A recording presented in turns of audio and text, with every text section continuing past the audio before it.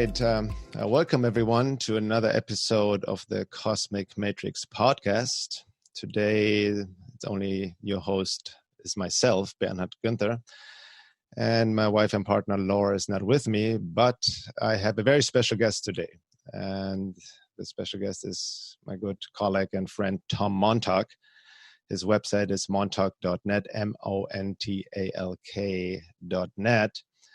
And I would assume and hope that most of my viewers and audience who are familiar with my work are also familiar with Tom's work, because I've quoted him a lot over the years in my writings. And Tom and I have also been part of a couple of panel discussions a few years ago with other amazing researchers and colleagues. One was the Alien Love Bite panel discussion on the Alien Love Bite Dark Side of Cupid topic was Tom Montalk, Laura Leon, Eve Lorgan, James Bartley, and myself.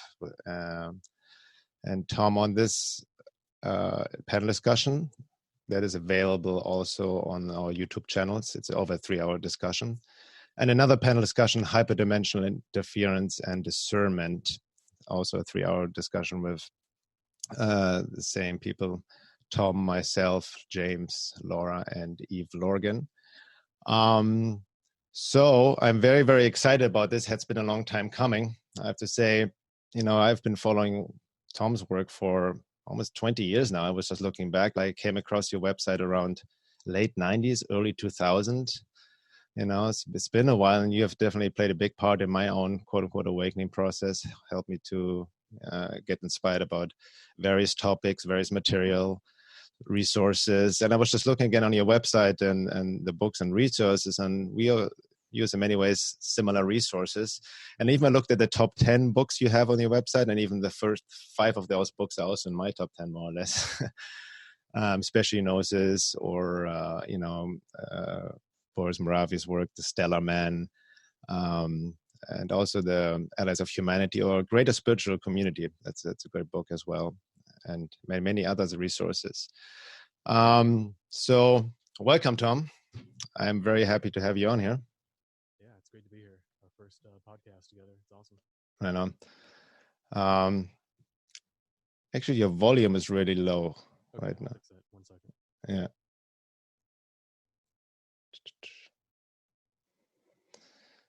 So, again, just talking about. Okay, testing. Here we are. Yeah. Is that better? Much better. Yeah. Good. Thank you. Yeah, your body's work is, you have a lot of material on your website. I was just, again, looking over it, and I've read a lot of it, even not most of it, but definitely not everything. And before we start and get into various topics, I also want you to introduce yourself a bit to people who are maybe not aware of you and your work. Kind of tell me about, like, how did you start? When did you took the so-called quote-unquote red pill, or how was your path that kind of like inspired you to start your work and write about all this? Yeah, so my background is in physics and electrical engineering, but that only came later in life. The way it all started was when I was a kid in Germany. So I'm German. I grew up in Germany, but I'm here in Florida now. So when I was a kid in Germany, I had a lot of ghost encounters as a child. I had some alien abduction experiences as well. Back then, I was always talking about the Steindimension or the Graue Menschen, which means stone men or gray men, because I didn't know the term alien back then. So I was always telling my mom and my grandmother about these gray men who would come all the time. I mean, it was so frequent, it was crazy. And because I had these experiences, and I was also very naturally curious, I wanted to figure out how the world worked. I was so into science and taking things apart and figuring, how everything worked. But here was this big mystery of ghosts and aliens and such.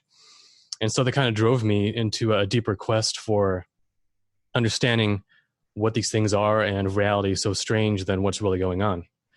So it wasn't until I was about 12 or 13 that I got a library card, and I read all the UFO books, all the metaphysics books, in my local library. And that kind of set me on a path of research that hasn't stopped since. So I've been going at this for about 25 years now.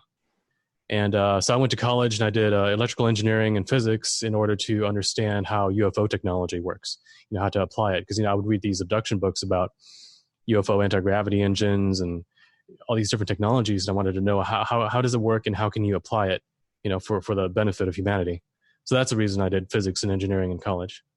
Mm-hmm. But during that whole time, I just came across source after source. I kept expanding my awareness. I started out with conspiracy. I got into UFO enigma, and then eventually hermeticism, Gnosticism, things like that. And and then eventually got into the Cassiopeian material and everything that came out of that, the Boris Moraviev stuff, which you're familiar with and have talked about on your site, Carlos Castaneda, everything and so on. And I started my website in 1998. And so it's been going now for, over 20 years. I've communicated with thousands of people of all sorts, asking questions, sharing their experiences, their data, their research. And so it's given me this huge body of data points to try to correlate and make patterns out of. And so that's where we are today, me and you and others like us trying to figure out what's really going on and how to use it for the betterment of mankind. Nice. Yeah. As your scientific background definitely comes through your writings, which I really enjoy. You have a good fusion of like also the intuitive metaphysical aspect or spiritual aspect of reality, but also more grounded and also in science and kind of fusing the two. And that's very, very refreshing to see. And I can only imagine how many emails you're getting also from people asking you questions and all of that, and providing new material. And we keep learning all the time, right?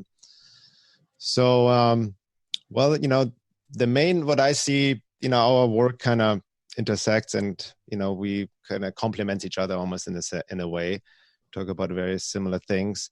The emphasis, what I see also in your work is definitely the matrix control system. And you have also a few ebooks out, in which people can also get at your website. One of them is called Transcending the Matrix Control System. So I want to see from your research and your experience, and as well, how do you see the matrix? How are you to define the matrix control system? Yeah, so I would define the matrix as the entire system of third density and fourth density and fifth density mechanics and forces that are in place to keep us spiritually asleep. So that's why it's called the matrix, because it's sort of it's a spiritual womb that we are contained within, that ultimately serves in the end to accelerate and catalyze our spiritual evolution. But it comes with a great risk, which is that here within this control system, you pay with your energy and potentially your free will in order to evolve yourself. So there's a cost to this game here of spiritual, almost like skydiving in a way. There's a thrill to it. There's an educational learning and growth experience to it, but it comes with a terrible cost of potentially losing a big part of your spiritual path as well if you go astray and you make the wrong choices and you ally yourself with the wrong values and forces and things like that. So yeah, I mean, we are immersed in it. It spans the third dimension. It spans the fourth dimension. It's within us. Our own shadow, our own ego is basically the gatekeeper of the matrix installed within our own being. It's not actually part of us. Originally, it's not part of our spirit, but it's sort of a graft, a control mechanism within us that we should be using as avatars to exist in this world. But at the same time, this avatar has a mind of its own, and it has its own value system that's rooted in materialism and all the inverted spiritual values that define this world. And it's programmed with illusion. And and if you over-identify with it, you end up falling for a lot of the traps that underlie this existence. Mm-hmm. Yeah, it's interesting. Like you mentioned, kind of the matrix also accelerates our spiritual growth, and there seems to be some sort of paradox, which you mentioned on your website as well. When talking about the matrix, it's a school and prison almost at the same time, no matter based on how you look at it. It's easy to fall into, well, the victim blame trap, as I call it. When we see something is done against us and just against our free will. But who knows, it seems to be almost there's been some sort of collective agreement to engage in this game, so to speak, or, spiritual evolution. And like you said, there's a deeper teaching function and ties into the evolution of consciousness. But he also mentioned something has been just corrupted, and it kind of ties into the corruption of the demiurge, which I know you have written an article about. Can you expand a little bit on that, the demiurge and what it is? Yeah, so the ancients believed that the universe had a soul, and that the soul was called the demiurge. And what the role of the demiurge is, it's basically to fashion and to perpetuate and to sustain this illusion that we call reality. Okay, so it's kind of like the HTML code. It's like the matrix code of the matrix itself. It's the matrix mainframe. And without the demiurge, basically, things wouldn't remain as solid as they are right now. So if you think about the dreams that you have at night, okay, your dreams, they are being projected by your own subconscious, and it's only one subconscious. And because of that, when you're in the dream, you notice how fluid and malleable the dream environment is. Well, if you were to have millions and trillions of beings all putting their consciousness together, their subconscious together, to create this, almost like a universal subconscious, then it would create a dream that's so solid and so real that it would be indistinguishable from reality. And that's most likely what reality actually is. Everything is ultimately thought and consciousness and vibration. It's only just a question of what agreements there are made between different consciousnesses to create common rules by which consciousnesses play by. Okay, it's just like with chess, both players agree to a common set of rules, the game board, the pieces, and that's what makes chess possible. So reality is kind of like a bigger version of that, where, we have different rule sets and restrictions, metaphysical laws, physical laws, and that creates this game environment that we're within. And the demiurge is, it's sort of like the gamekeeper, the projector of the game board and the game pieces, and it's kind of what binds us all together. So now, funny enough, Plato and a lot of the other Greeks, they believed that the demiurge was positive. They believed that it was an emanation of the divine, something that the divine logos charged with creating and sustaining this reality. So they saw nothing wrong with it. However, the Gnostics, centuries later, they believed that the demiurge was basically evil, that it was a false god who created this false illusion that we're within in order to hide the true spiritual reality that lies beyond this reality. So that's the Gnostic idea. And the question is, how do you reconcile these two viewpoints? You got a good demiurge on the one hand and then this evil demiurge on the other. And from everything that I researched, what I came to conclude is that it's kind of like having a computer operating system that's partly infected with malware. So there's a segment of the operating system now which is corrupted, in other words.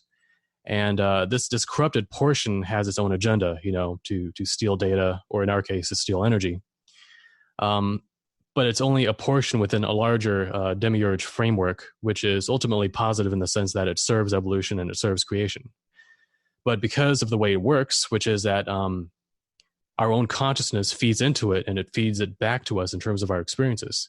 Okay. Well, if either our own pain and suffering and illusory values get fed into it, then we're going to get that reflected back to us in terms of the kind of reality we exist in. But also at the same time, there are also negative beings who, through technology and occult methods, have figured out how to manipulate the demiurge in order to serve their own ends. And that includes, creating compartmentalized realities. In other words, split off timelines. It's their own. It's like a nightmare version of a dream. It's like a little corner of a dream that's like a nightmare. And these beings, they have figured out how to manipulate the demiurge using what I call demiurgic technology, which is just physics that combines normal physics with etheric and astral energy manipulation. So it's like psionic technology, basically. And they can use that to manipulate this dream at the quantum level and to manipulate the demiurge, which is sort of like the energetic subconscious understructure of reality, in order to keep this reality into being more predatory than it probably should be.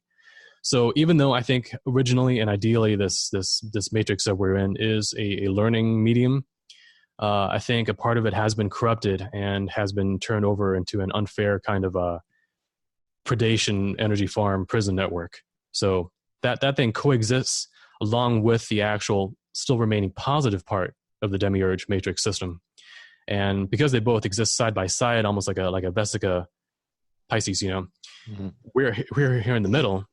And it's actually our choices, our learning path, our free will, and what we resonate and vibrate with, both consciously and subconsciously, that determines which of those we resonate more with, and therefore get feedback loops from.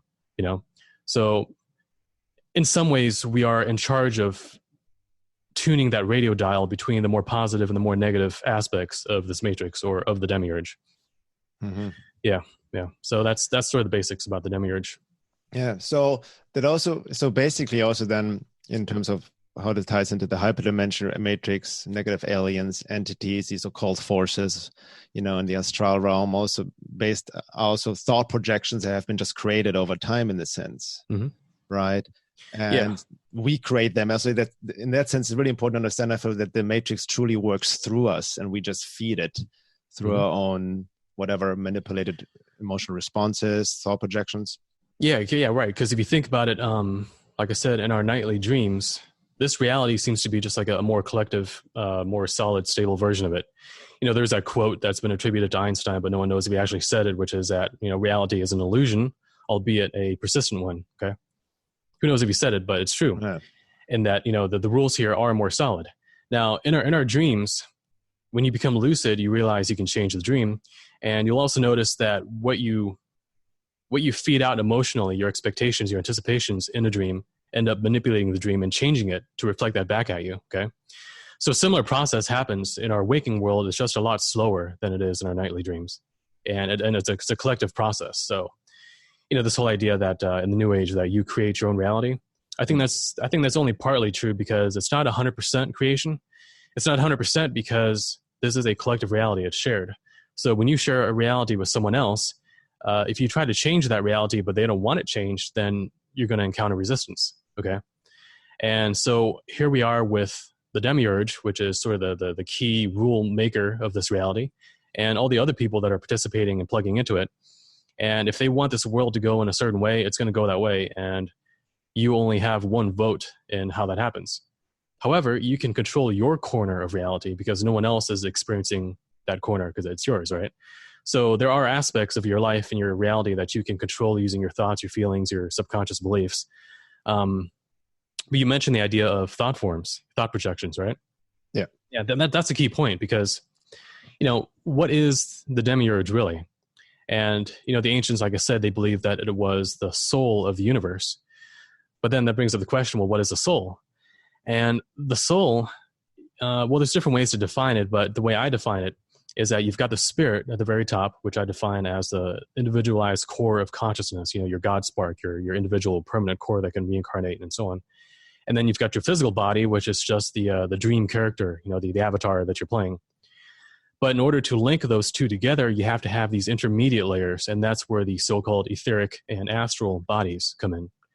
And the etheric body is, if you know anything about web programming, there's this whole thing about metadata. It's all the stuff that you don't see when you visit a website. It's all those scripts behind it, all the code that surrounds everything that you see that makes it possible, kind of like the scaffolding of a web page. And the etheric plane is like the energetic scaffold of the physical world. So the physical world is a projection of the etheric. And the astral, on the other hand, that's like an inner world. They call it the inner planes.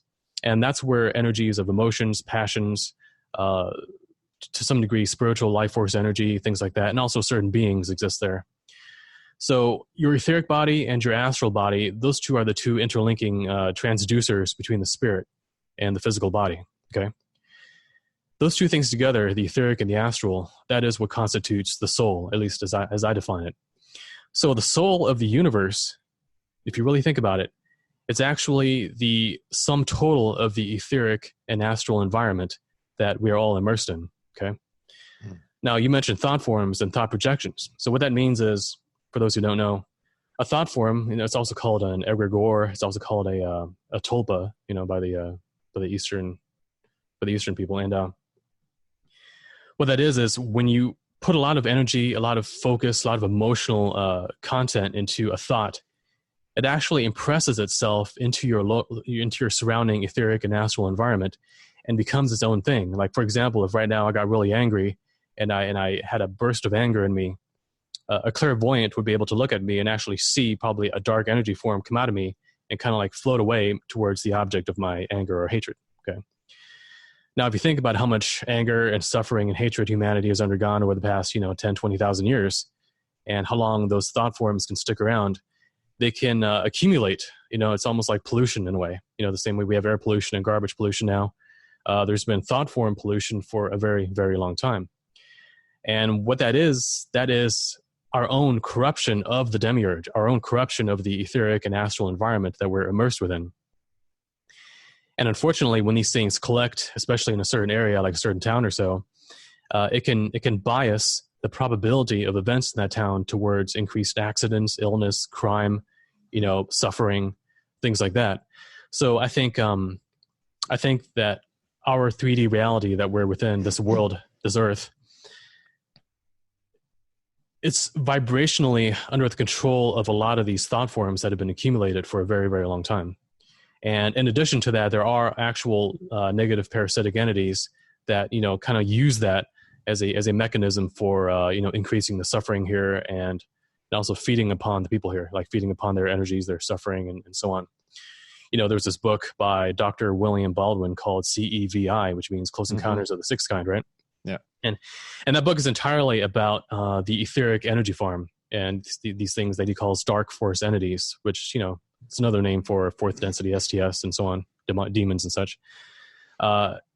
He talked about people being able to see astral and etheric feeding tubes connecting people to these collection vats on other realms that collect our energy, and then gets refined there and gets shipped off to who knows where as part of this, interdimensional, intergalactic energy economy that we are part of unwittingly, And there's only a few people, the Gnostics, people like you and me and other researchers and such, who are aware of the energy form component of this matrix.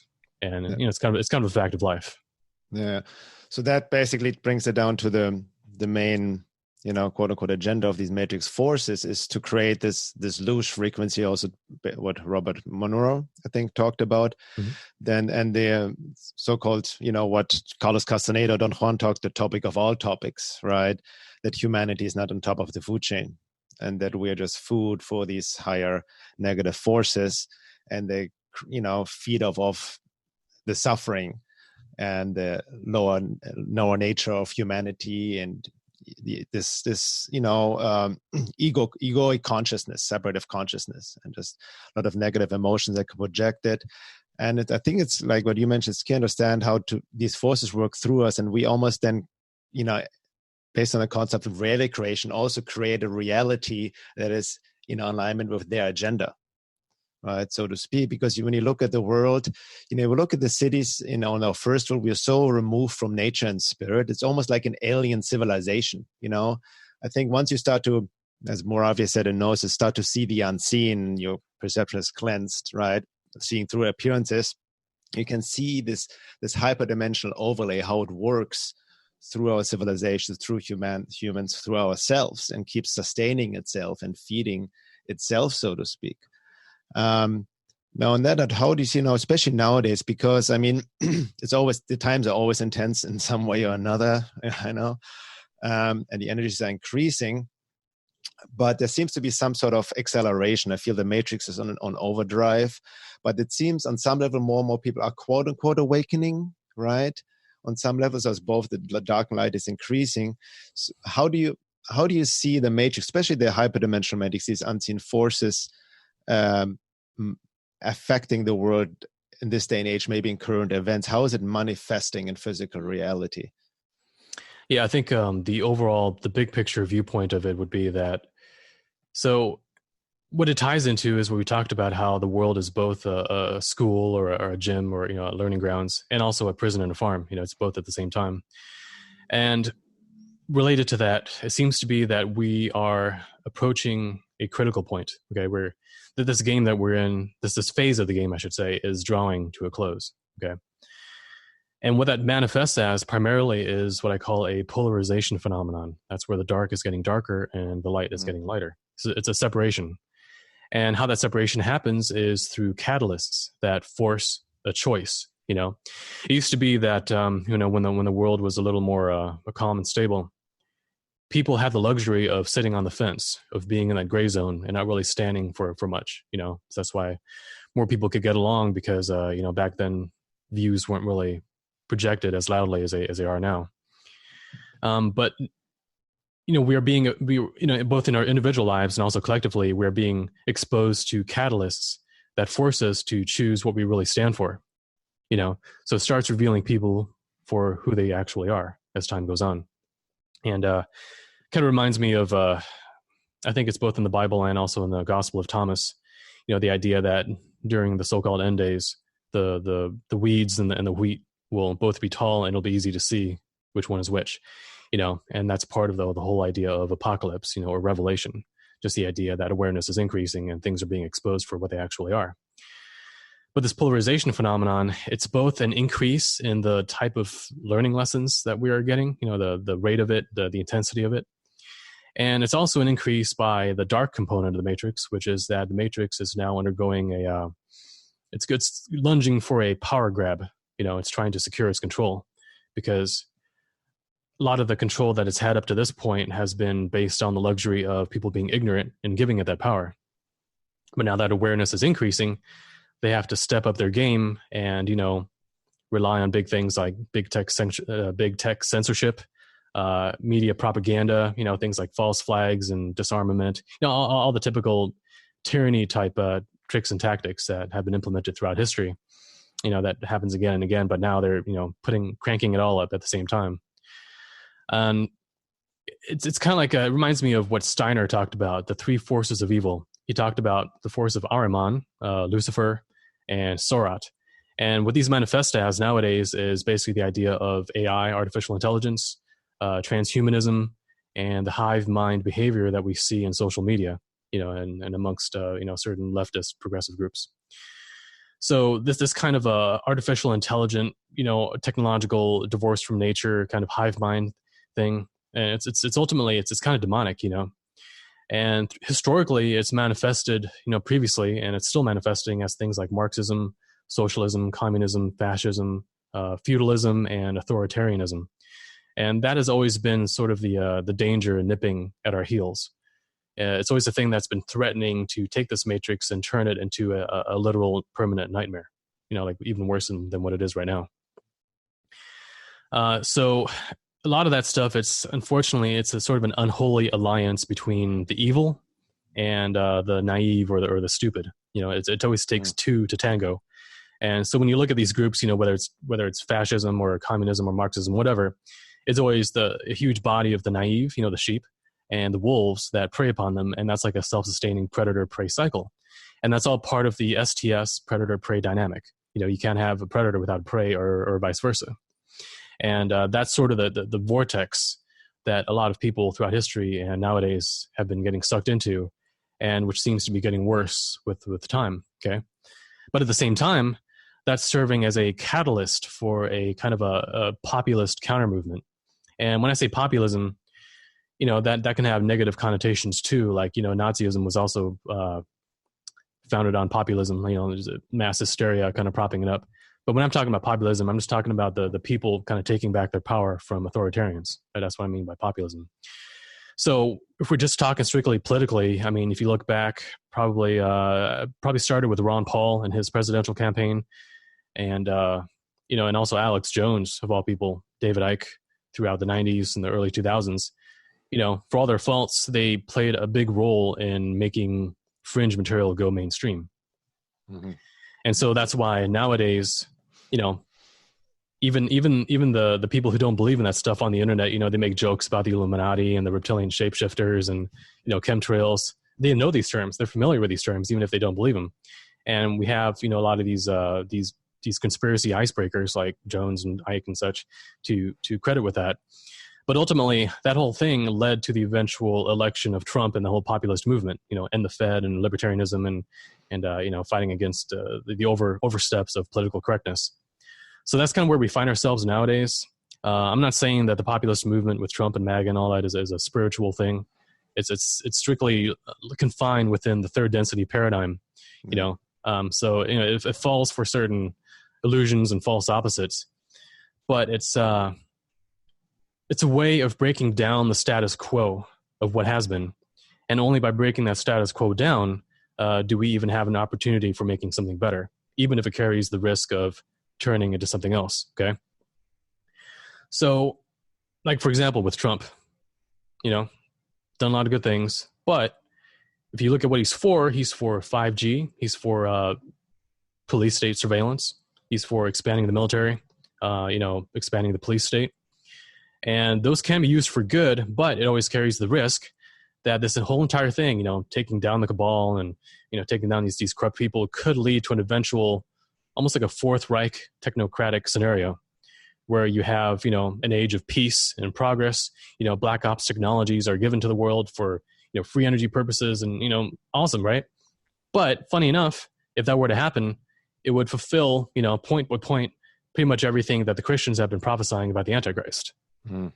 So it's funny that people on the left are calling Trump the Antichrist in a derogatory way, like, oh, he's so bad, he's Antichrist, when in truth he's actually doing a lot of good, but that good can lead to a kind of sophisticated evil, which would, in fact, fit the qualities of an Antichrist. Yeah. I'm just putting it out there for people who are into that prophetic stuff, something to think about. But if we're talking about what the end game is, of this whole agenda, it's polarization, but polarization towards what? Well, the positive end game would be to allow the catalysts of suffering, shock, and revelation to wake people up.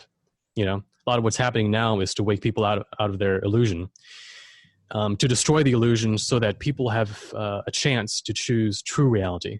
Because as long as they're comfortably asleep within the dream, they're never going to wake up from it. And any one of us who has awakened from our previous levels of illusion, we've done so due to various shocks and catalysts and realizations that, shook us out of it. Okay. And that has to happen on a mass level. And that can only happen if these catalysts stir up the necessary discernment, wisdom, courage, and heart that is needed in order to, bring us to the next level. Now, in conjunction with that, there's also the negative endgame, which is to trap people deeper within this layer of illusion. And that would be happening through things like transhumanism, genetic modification, virtual reality, surveillance, basically to lock the planet down for, we can get into that in a bit, but to lock it down for an eventual takeover by negative alien forces, overtly. I mean, they're already manipulating things, but I'm talking about like literally out in the open being hailed as, our saviors, things like that. So the negative end game is to what I call complete the fall of man, because we've already fallen from a higher level into this 3D STS, matrix, prison kind of thing, right? But we haven't fully fallen because we still have the capacity to resist. We still have the capacity to awaken. But if we are genetically modified again, assimilated by alien hybrid type breeding programs and, transhumanistic surveillance and technology implants and things like that, then it's going to be way harder to awaken from that. Okay. So that's the risk that this whole grand game carries, that, we're here to catalyze our spiritual evolution, but we can also slip and fall. So it's kind of like a game of chutes and ladders, in the sense of like, you can climb, but you can fall down just as easily, depending on what the choices we are that we make. Yeah. No, very true. Excellent. So it seems also with regards to the end game of the negative agenda you're just describing, and you mentioned before that transhumanism and AI is playing a huge role, like the merging of man and machine to almost like extract the soul, right? In order to prepare our vessels for, in a sense, incarnational opportunities for these forces to fully occupy ourselves, right? And fully take over by removing ourselves more and more from essence, from our soul potential and whatnot, right? And make us more and more mechanical. It's also, interesting what you mentioned with the polarization and Trump, and that's, the political craziness out there. And it's fascinating to see, because I'm not, I'm not a Trump, hail a savior type either, right? But I'm also not feeding into the projections of the left into this guy, because he's actually a catalyst, a force, right, that can help to awaken a lot of people. It's really interesting. And it's fascinating to see how, with this whole polarization, which also ties into the matrix agenda or modus operandi of divide and conquer, right? The whole left versus right, especially the left in this day and age, seems to be more and more actually supporting the matrix agenda of the hive mind, homogenization of humanity, socialism, more government, more control, more censorship. In all of that, it's almost, in the past, almost the right was always considered the evil force, so to speak, and now the left is from the matrix perspective, more and more in alignment with the matrix agenda. But we see this obviously, especially in the US, the left and right polarization and conflict and projection onto each other. And like you said, there's always opportunity for healing, to wake up, right, in any conflict. And you said, as you said rightly as well, we need friction, we need shocks and catalysts. We see it in our own lives to, ignite the fire, to fuse the magnetic center, so to speak, internally, right?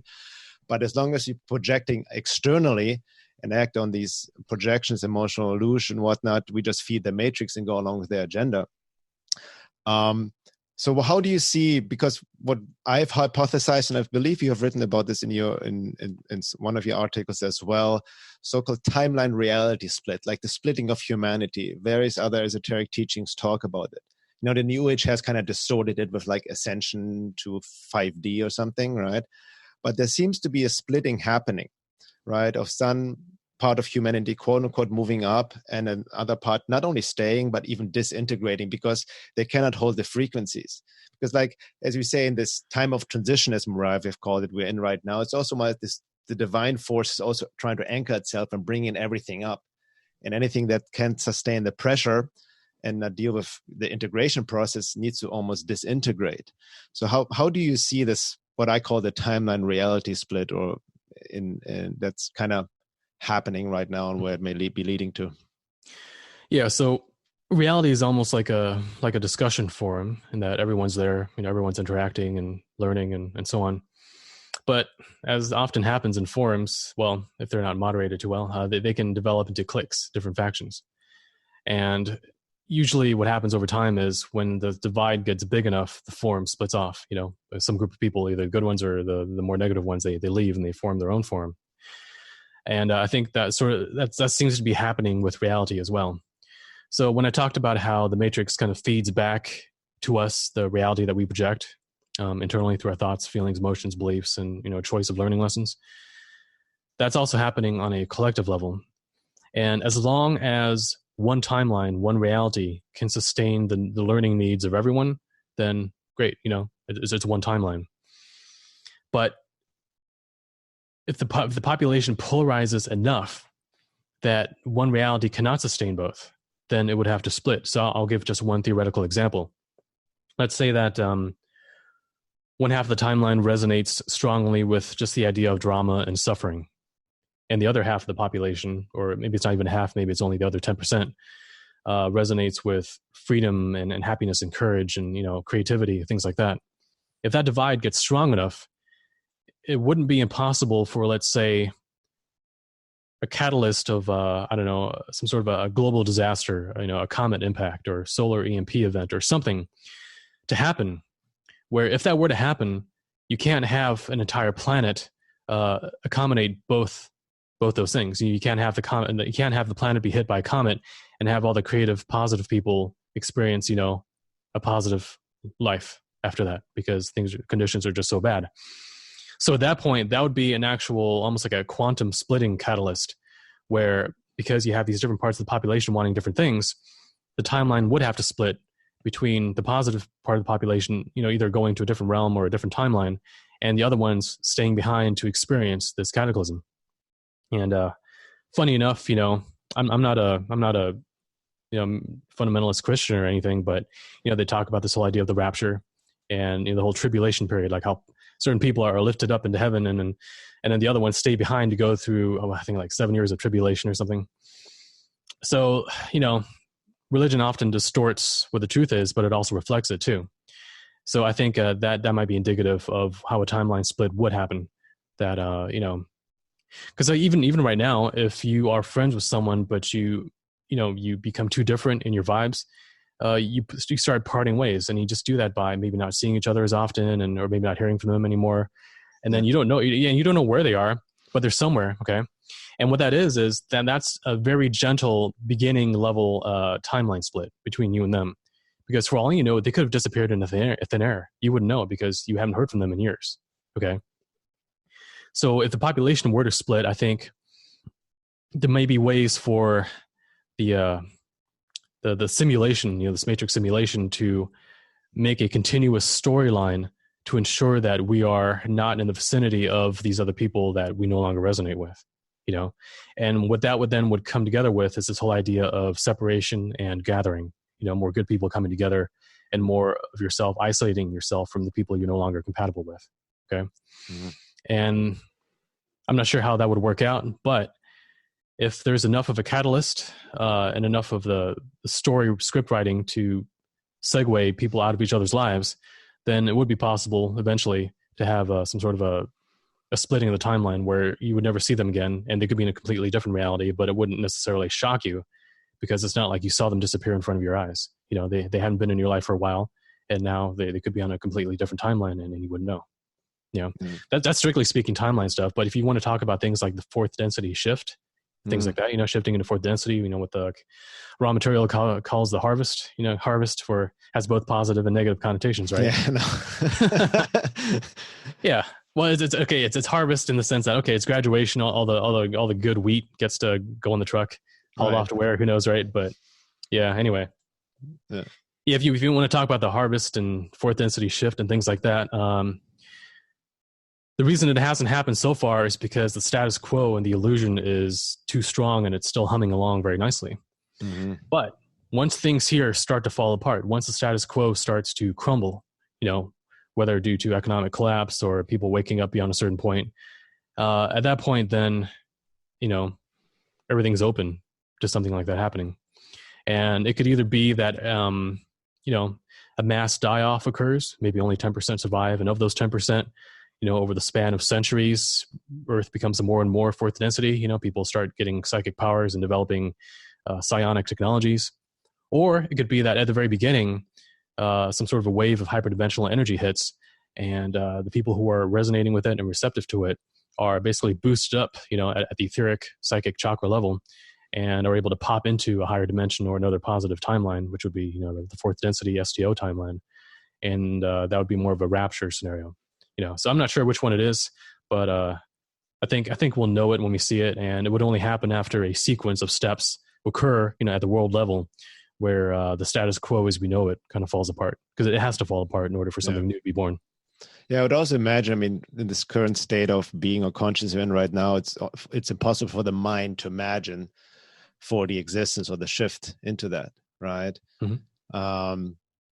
But it's interesting what you said with the timeline split. It seems like the way you described it makes so much sense, because it's almost like a necessity, right? With the increasing energies, and also to ensure, just from basic free will perspective, for the evolution of consciousness, to make sure that everybody still, needs to learn the lesson they need to learn, and you don't get to skip lessons, so to speak, right? It reminds me of, I recently got deeper into the teachings of integral yoga by Sri Aurobindo and the Mother, and was watching this video series by this guy Shraddha Lu, who talks about their work. I posted actually some of the talks on the forum. And I didn't even know that Sri Aurobindo and the Mother also talked about the splitting of humanity, and there's even what they say, it's either truth or abyss, right? And the supramental conscious coming down. And it is, I feel, the choice in this day and age is, you cannot stay on the side, like you mentioned before. It's harder to stay on the sidelines anymore, right? It's almost like you cannot hide behind ignorance anymore, right? And your stuff is just coming up, and the more people are just don't have the foundation of what I feel, especially not engaged, in more deeper inner work, which this pressure forces you to do, to be more introspective, work on your stuff, then kind of disintegrate or fall apart. And a lot of people going through a lot of hardship in this day and age, especially internally, emotionally, interpersonally. But what you mentioned, I've definitely seen this in my life as well, with people fading out of my life, literally. It's like, it's very much a different timeline, and it seems like a natural process, right? And it also, like, in sense, the reality reflects where you are at on some level, and then on the positive sense, you gravitate more towards people who are quote unquote like-minded or similar, more collinear. I think that's what we are moving into as well, right? And I feel it's very important, because on this path, what I've noticed, I'm sure you can maybe relate to that as well. The path can be sometimes very lonely, especially when you start waking up and you cannot relate to anybody anymore, and and all this craziness in the world, your own stuff coming up, and just integrating it.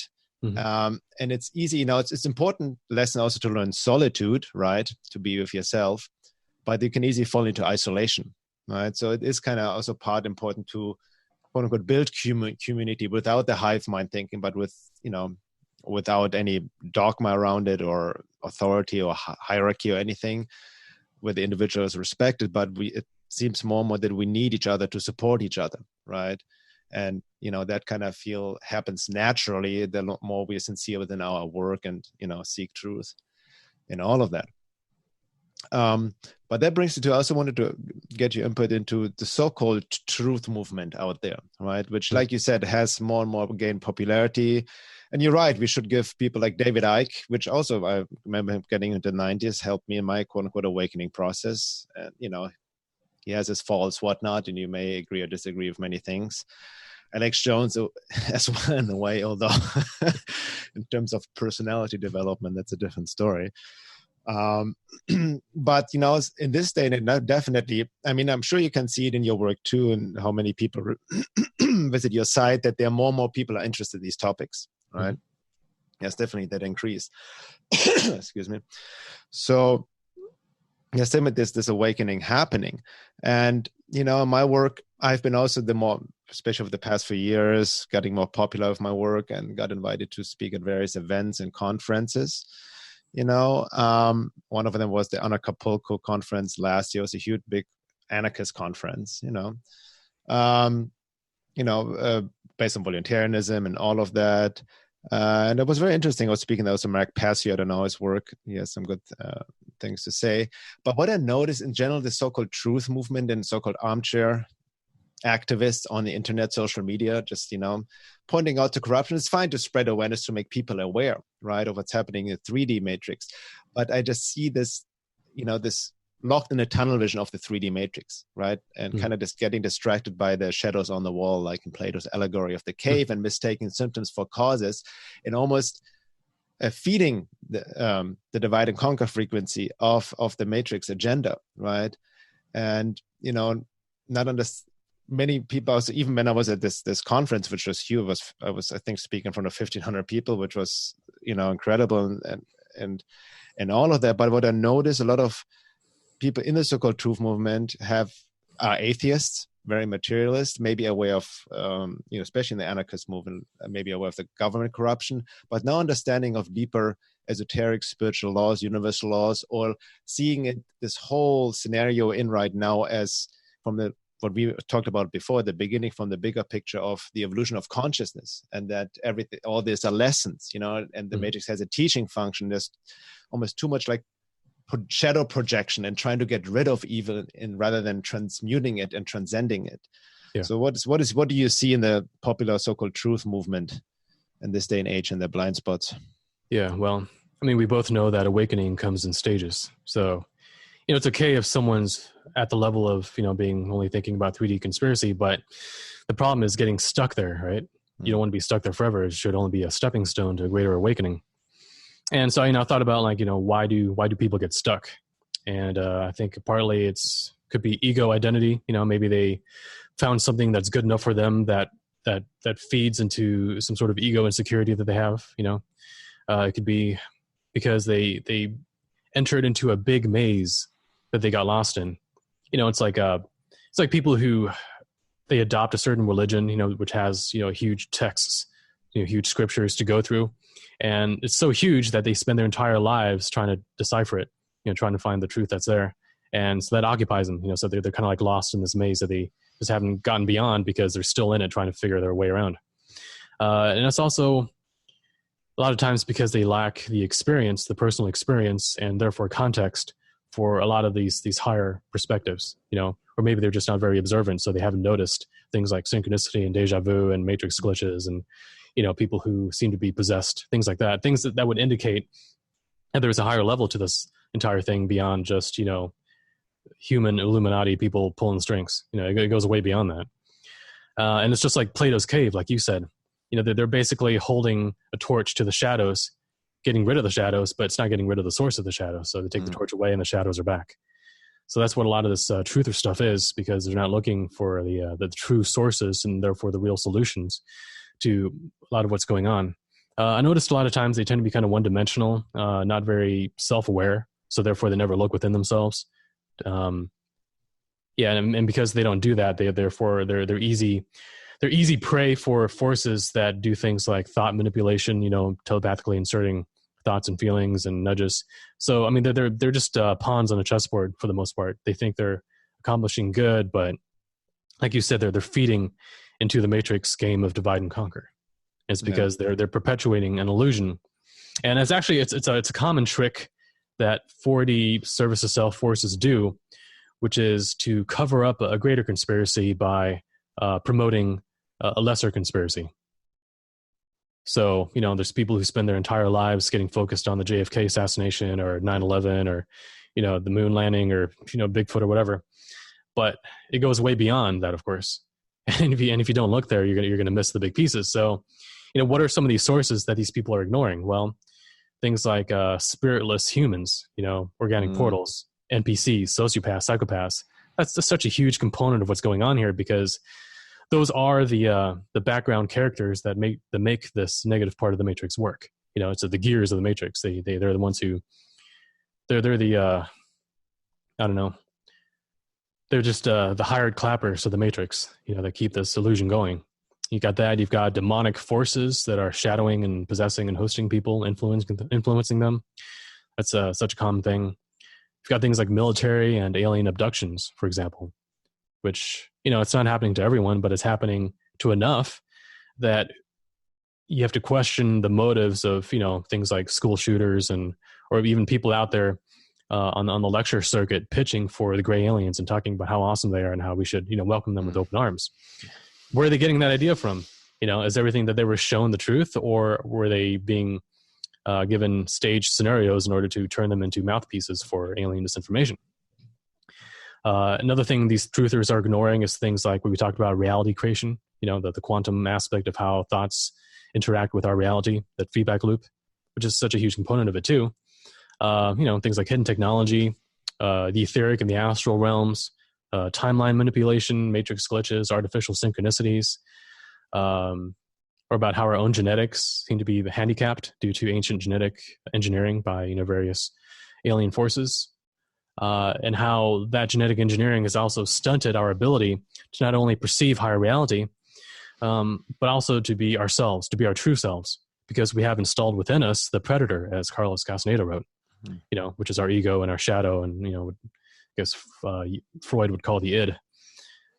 So we have that within us, and that whole entire thing is being ignored by these people who are obsessed with, 3D conspiracies. And it's because they have within themselves, they have the capacity for reason, for rationality, and truth and justice. But it's kind of like Don Quixote tilting at windmills, and that they're being obsessed with fighting things that are only the symptoms and not the actual true cause of the problems that are here. Yeah. And for that reason, they ignore the real solutions that we have access to, which is the whole reason why they even exist and why they've been manipulated into propagating, this 3D conspiracy research. Things like our intuition, our precognition, which are really powerful abilities if you think about it, because those things supersede logic and rationality. So a lot of people are stuck at the level. Well, okay, so a lot of people out there, if you look at the the middle of the bell curve, they're emotional thinkers. They don't think very logically or rationally. They think just enough to decide whom to let to think for them. Okay. And then there's others who look at them and say, you're so hysterical. You don't think too clearly. I mean, look at me and my clear thinking. Here's my awesome arguments, and I'm demolishing your, baseless views. And so there's these people who pride themselves on their intellect, on thinking with a hammer. Right. All right. And the problem is, you can think with a hammer all you want, but what is holding the hammer? What is the motivation for smashing it? In what direction are you smashing it?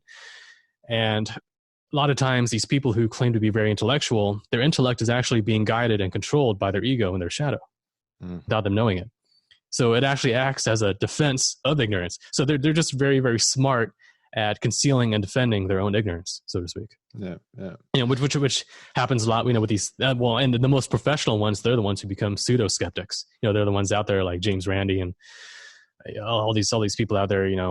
Trying to demolish anything that's higher. They're just shadows that use the intellect as a weapon to defend greater levels of ignorance. But yeah, so intuition and precognition they're things that come from our higher self, ultimately, of our spirit core, our higher chakra functions, the higher emotional and higher intellectual centers. That's what those are extensions of. And that supersedes logic and reason, because like I said, logic and reason is only as good as the assumptions and the subconscious motivations that guide them. So you have to have something outside of all that to let you know when you're on the trail of truth, or when you are in error. And if you have good intuition, you can think about an idea, you can do research, you can read a book, and you can sense when something is off. You can sense when just something isn't right about it. And if you take that feeling and you feel into it and you use your sense of reason at this point, now your reason then can, do like an autopsy on what it is that you felt was off.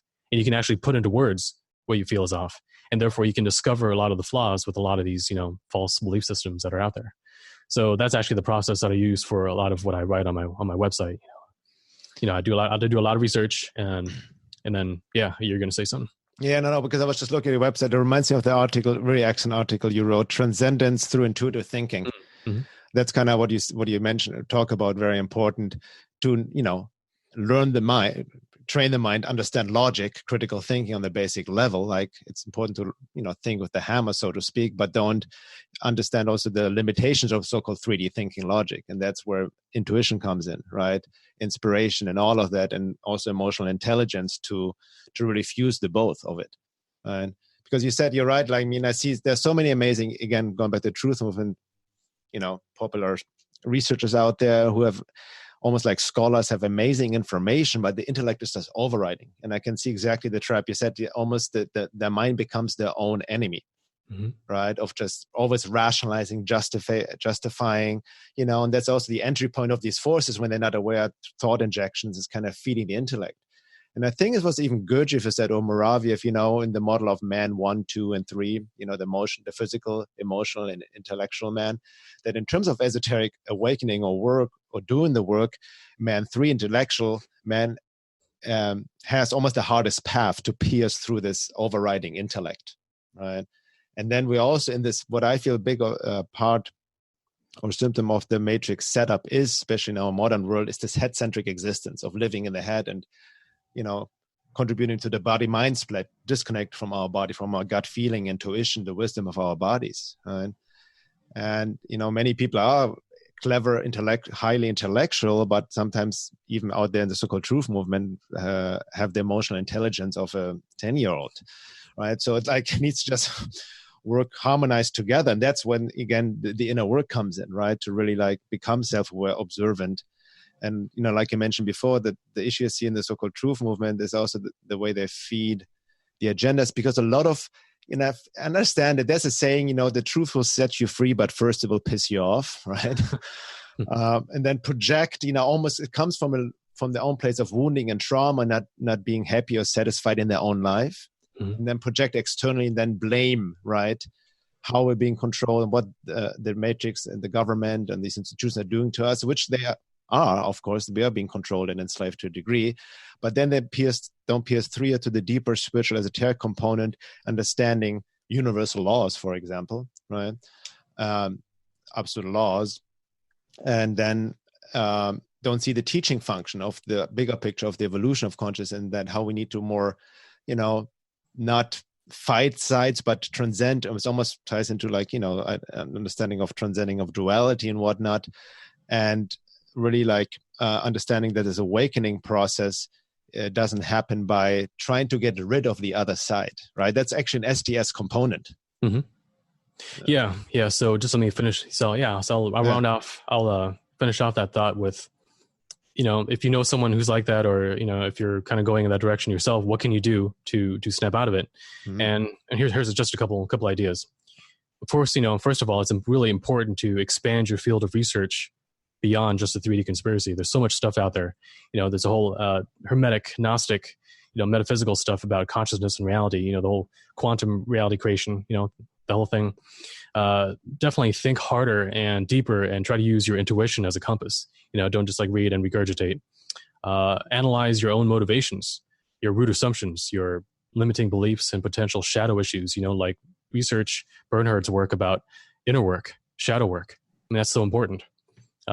Because like I said, those are the things that are beneath the level of reason that manipulate and bias your rational line of thought. So you think you're being rational, but you're not actually, unless you analyze where those subconscious motivations are actually coming from. That's why you have to look within to make sure that you are being objective. Pay more attention to the impulses of spirit, things like heart, insight, revelation, wisdom, creativity. Any sort of impulse of transcendence that gets you outside of your head and grounded into a higher level of objectivity. And by higher level of objectivity, I don't mean science. I'm talking about like Gnostic, like the truth about reality and why we're really here and who we really are. That level of objectivity. Recognize the role that thoughts, feelings, beliefs, and the subconscious play in shaping reality. And, unfortunately, most are unwilling because they are slave to their egos, or they're in it for entertainment and tribalism, so they're getting played. But I think anyone who has this as a kind of a weak spot, there are ways out of it. And it's just as simple as stepping outside that comfort zone and exploring what's out there, and therefore expanding your perspective. Mm-hmm. Well, beautifully said, Tom. Excellent. So that, I think we're all done. It's almost an hour now, right? I kind of lost track of time. Mm-hmm. So that's, that was it for the first hour. And again, for all the viewers or listeners, check out Tom's website. It's montalk.net, montalk.net. Amazing body of work, many articles, ebooks to download. You also produce some excellent videos. There's, I think, this 3-part video about the matrix control system. What were the 3 parts? Yeah. So if you go to youtube.com/Tom Montalk, just one word, Tom Montalk, it's all on there. It's under my Fringe Knowledge video playlist. Yeah, so I've got one about the matrix control system, about the 5 critical weaknesses that humans have that allow us to get played.